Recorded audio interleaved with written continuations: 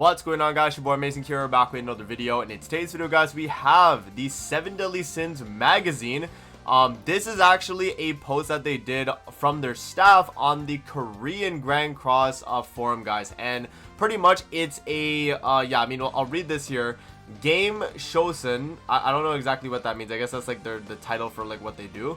Celebrating 6 years of feedback, producer Ju Do Hyung.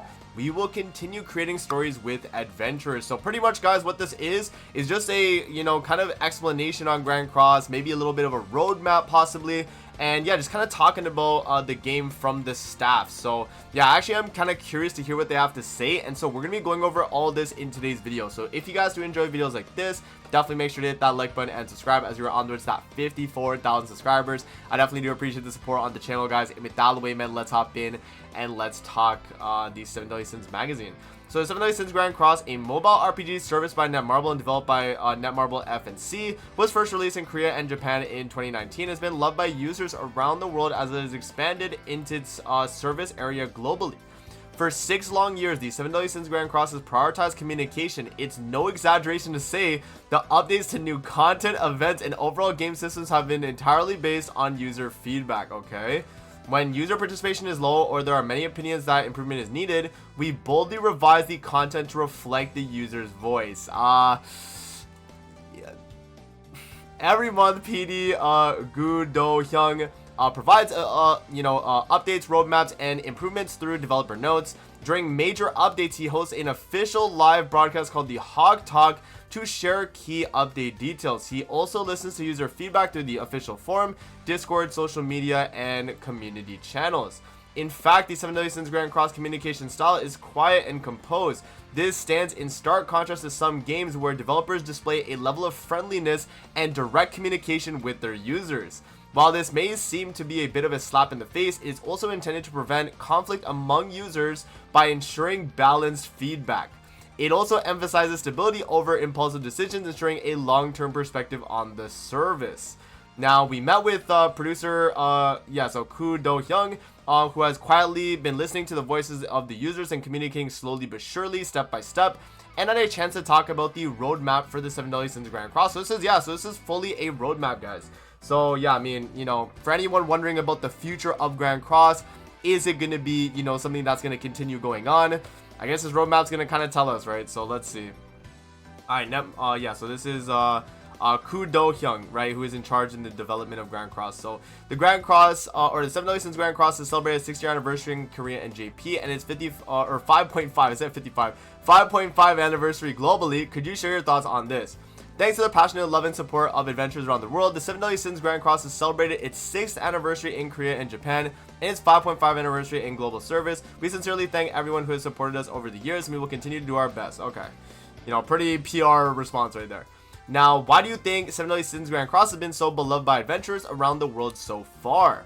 Okay, let's hear what he has to say. It's surprising and gratifying that the 7 Deadly Sins Grand Cross has been loved for so long, and I believe it's all thanks to the interest and love of our adventurers have shown us. The game's essential elements such as collecting, growing, and the fun of strategic battles were loved, but the interest and affection of those who logged in every day to enjoy the game, those who look forward to release of new characters, and those who send feedback on events and content became the driving force behind the developers' efforts to provide a better game. And looking back, I think it made our journey even more special. We will continue to strive to repay the interest and love of our adventurers as we've done so far, and we hope that the adventurers will continue to enjoy the adventures with us. Thanks to you, we will always gain strength. Now, the next thing is, what's the most memorable moment from your 6-year journey through the 7 Deadly Sins Grand Cross?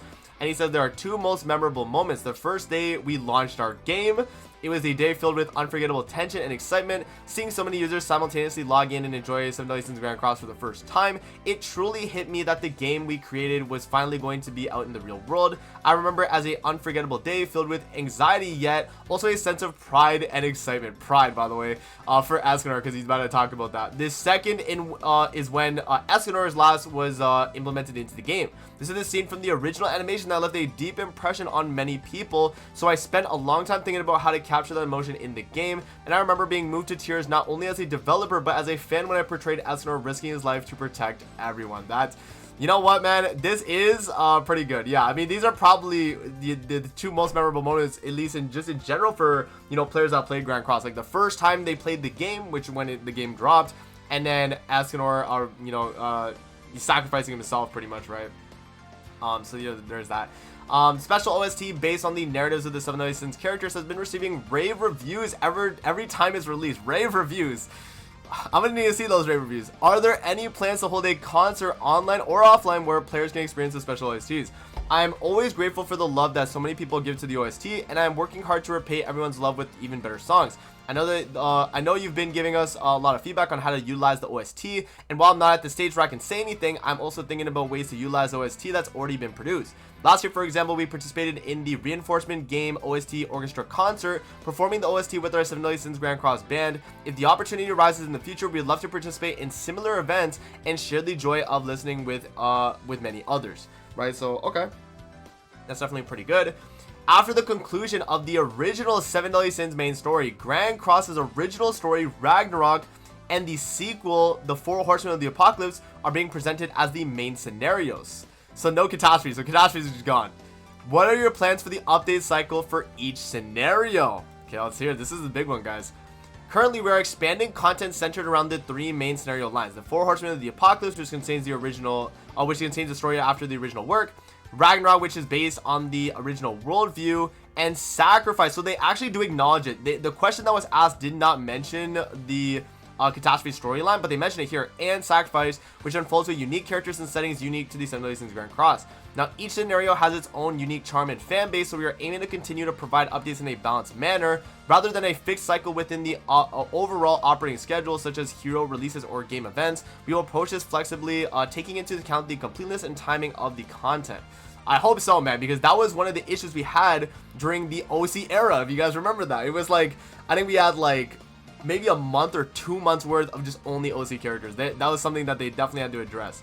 In particular, Sacrifice has had a long update interval, so I think many people have been waiting for it. There has been a bit of a delay with the recording during the preparation process, which has now been resolved, and we are working hard to bring you a new story as soon as possible. As many of you guys are looking forward to it, we will continue to develop each scenario line to ensure a richer story. So there we go. I gotta turn off Steam, gameplays. But yeah, and then we have following. Oh yeah, so this is obviously like, the Four Horsemen of the Apocalypse, Four Knights of the Apocalypse. Are there any original stories planned other than Ragnarok and Sacrifice, and if so, could you briefly introduce them?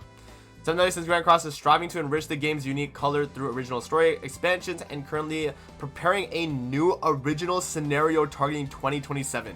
Guys, we're not even done Ragnarok, we're not even done Sacrifice. Can we please finish these first? The story is planned to be an immersive and unfold in a new worldview different from Britannia, and will contain a different atmosphere and narrative than the existing Ragnarok or Sacrifice. Although it will take some time until the release, we are putting our heart and soul into providing with a complete experience, so please look forward to it. We'll see, man, we'll see. Yeah, and then they show Ragnarok here, they explain it. Sacrifice is the 7 catastrophes. Following the second collaboration with Tower of God, 3 collaborations were held until July, including I Want to Become a Master of Darkness and I Level Up. So this was Eminence and Shadow, and then this is solo leveling, right? I wonder if there will continue to be diverse collaborations in the second half of the year and in the future. As mentioned in the previous developer notes, we are preparing a new collaboration for those who have been waiting in the second half of this year, and we are in discussions with many IP holders to pursue various collaborations in the future. That's good. Definitely looking into getting more, actual collaborations with new IPs, guys. I think is going to be big. This collaboration in the second half of the year has been in the works for quite some time, and we'll be adding a new story for the first time in a while. Story for collabs. Hey, people have been asking for that, man. So we hope you look forward to it. We also can ensure we also assure that you will that we're diligently preparing for next year's collaboration, guys. English, which will surely surprise you all. So we have 7 Deadly Sins Grand Cross currently experiencing the most intense PvP battles yet. Most intense, all right. Much thought will be needed to ensure a consistent balance between diverse metas, reflecting races and characteristics like goddess, human, fairies, unknown demons. Will new heroes be introduced in the future to allow adventurers to utilize various decks in PvP? We are constantly adjusting and considering balance to create and maintain a PvP environment where various race compositions and strategies coexist. New heroes are designed with considerations such as race compatibility, synergy with existing heroes, and deck diversity in mind, rather than simply strong performance. Going forward, we plan to introduce new heroes in a way that allows for a variety of combinations races to be competitive, rather than focusing on a specific meta, thereby expanding the strategic options for adventurers. That's good. We're constantly thinking about improving the game and to allow adventurers to create creative decks and play more effectively, so please give us your interest and feedback. There we go. The PvP warning states period is battle of attrition between various decks. Okay, so it's just the image. The first half of the year was dominated by content updates accessible to existing adventures such as Transcendent, Aiki. We have Endura Annihilation and Hero Arena Legend. Can we expect new content for all adventurers to enjoy in the second half of the year? As mentioned, the first half of the year was focused on updates that provided a bunch of fun. Provided the fun of challenges to experienced adventurers through high difficulty content. In the second half of the year, we are also internally considering and preparing content that more adventurers can enjoy together. So not like end game content. We're currently planning new content that aims to lower the barrier of entry while maintaining the fun and strategic nature of the game. We're developing a structure that provides all adventurers with the fun and growth rewards. We'll be providing specific details later on, but in the second half of the year, we plan to sequentially introduce content that will allow a wider range of users to naturally participate. Okay, it's definitely good. So we have events and benefits for new and returning adventurers are offered periodically. What events will be held in the second half of the year? Providing various support options to help new and returning players easily adapt to the game and naturally enjoy the content the Stone Citizen Green Cross is something we always considered important. Recently, we've been experimenting with various ideas to go one step further and that we've been providing so far and create a slightly fresher and newer type of benefit and event structure. Beyond simply providing rewards, we are working hard to provide users with fun and immersive experience that they can directly experience. And it's too early to reveal specific details, but we are working hard for first timers and returning visitors so they'll be satisfied. Okay, so pretty standard stuff. Alright, in the first half of 2025, convenience improvements such as the automatic equipment disassembly function and the max setting sweep for skip tickets, so sweep tickets, sorry, were implemented. What are the major improvements planned for the second half of the year? We'll always prioritize and improve the content that adventurers submit as suggestions. We're making small but inconvenient or unreasonable improvements. Wait, what? We are making small but inconvenient or unreasonable improvements every month. Okay, the way I read that just sounded like they're not doing anything. Major improvements planned for the second half of the year include improvements to the convenience of deck composition in the Battle Royale and improvements in the usability of artifacts. However, priorities may change depending on the opinions of our adventurers. True. We do have among the 10 commandments of the demonic clan, Grey Lord has yet to appear. Grey Road? There's also a companion product, the 10 Commandments book. Are there any plans to release it as a hero? We know that our adventurers have high expectations for the release of these heroes, and we are eager to meet those expectations. However, there are some factors that require careful consideration before these heroes can actually be introduced into the game, and we apologize for any difficulties in explaining them, but we are exploring various ways to present them in an adventure to our adventurers in a positive light. We sincerely hope you return with positive news if possible. Wow. Grey Road is not coming to the game, guys. And if he is, we do not know when, bro. Are there any plans to revive the now ineffective Aiki system? What is this? Aiki system? The Aiki system vividly portrayed the bonds and cooperative skills between characters seen in the original Seven Deadly Sins, and it left a deep impression on many adventurers. Our development team is fully aware of its narrative significance and the appeal of the battle scenes. Oh, like combined attack links, is that what this is? Currently, the system, which requires acquiring all of a specific character's combination to activate, is intertwined with a structure that is legally restricted in some countries, making it difficult to reintroduce it in its original form. Oh, is that why they don't do combined ults? Damn. However, we are continuously thinking about ways to bring out the combat synergy and the fun of directing in different ways and seeking to evolve so that we can melt the synergy more naturally and strategically than before. And you can see the ultimate technique of the dual hero is one of those methods. That's true. So following Elizabeth and Meliodas, King and Diana have appeared, so it is expected that Bon and Elaine will appear later. I wonder if Askenor's wish has come true and if Askenor and Merlin characters are also being planned. Yes, we know that many adventurers enjoy the depth of the characters' narratives and relationships. Following Elizabeth and Meliodas or Melieli, King and Diane, Bon and Elaine we are also receiving enthusiastic interest in the Askenor and Merlin pairings. The relationship between Esther and Merlin left a lasting impression in the original work. Okay. While we can't confirm specific schedule or format of this time, we're positively reviewing the plan, and we are working hard to ensure we can fully deliver an emotional depth and story fans come to expect. Going forward, we will continue to expand the game through diverse character combinations and new strategies, ensuring a satisfying experience for both fans of the original game and adventurers alike. So pretty much they just said, yeah, we're probably going to do it. But they're probably going to say it for like an anniversary or something, right? Finally, is there anything you'd like to say to the adventures of the Seven Sins Grand Cross? Alright, so let's see here, guys. Let me skim through this, because I feel like, you know, for the most part, I think we got the gist. I mean, yeah, this is like the last bit where, you know, he's kind of just giving her thanks. Let's just see. So, thanks to each every one of you. 7 Days since Grand Cross captured the emotion, blah, blah. Going forward, we plan to continue innovating through new heroes, expanding worldviews, and content that encompasses both strategy and emotion. More importantly, we are creating the game together with you and our adventurers. They say they're going to be doing system... Wait, what? Wait.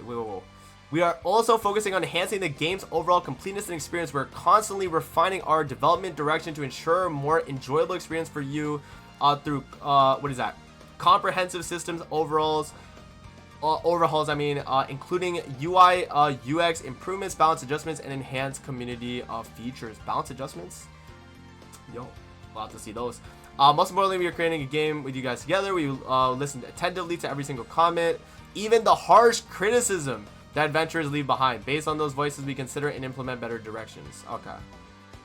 Alright, guys, yeah. I mean, that is it right there for the Grand Cross, I guess, roadmap, right? Like, I called it the 7 Deadly Sins magazine at the beginning, but it really was just kind of a roadmap, and, you know, the main developer here of the game pretty much is giving us, like, you know, what he's planning on doing in the future in terms of the game. So let me know what you guys think in the comment section below of the stuff we covered in today's video. 16-minute long, man. That's a lot of reading I had to do. So make sure to like and subscribe if you guys did enjoy this. And yeah, let me know your thoughts in the comment section below. What was your most what was the most cool thing I guess you guys saw from this you know, kind of roadmap? Like, what intrigued you the most, pretty much, right? Comment that down below and let me know. So that's gonna be it for the video. I hope you guys did enjoy it, and I'm gonna see you guys on the next one, man. Peace out. Have a good rest of your day, guys. See you later.